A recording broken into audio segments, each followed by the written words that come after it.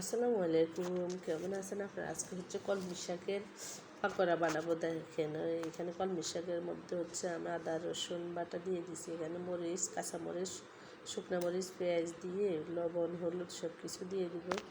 এখানে একটু আমার মানে বেসন হচ্ছে একটু বেশি গুলিয়ে ফেলছে, এই জন্য একটু গুলানো বেসন, না হলে শুকনো বেসনে দিতাম। তারপর হচ্ছে হলুদ, মরিচ, জিরা গুঁড়া, অল্প একটু মরিচের গুঁড়া, আর হচ্ছে জিরা ধনিয়া গুঁড়া, এগুলো দিয়ে লবণ। এখানে হচ্ছে ময়দা দিছি একটু, আর হচ্ছে একটু কর্নফ্লাওয়ার দিছি, ভালো করে মাখাইতেছি। মাখানোর পরে একটা ডিম দিয়ে দিব। এতে একটা ডিম দিয়ে দিছি, ডিমটা দিয়ে আস্তে আস্তে এগুলা মাখানো শেষ হলো। আর হচ্ছে এগুলা মানে বড়ার মতন এরকম গোল গোল করে নিয়ে এখন তেলের মধ্যে দিয়ে দিলাম। এই বড়াটা কিন্তু অনেক মজা খেতে।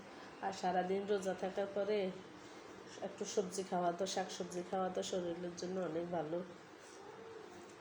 শাক তো শরীরের হেলদি খাওয়ার। এখন বড়াগুলো আস্তে আস্তে ভাজতেছি, এরকম করে আপনারাও ট্রাই করে দেখবেন, অবশ্যই ভালো লাগবে।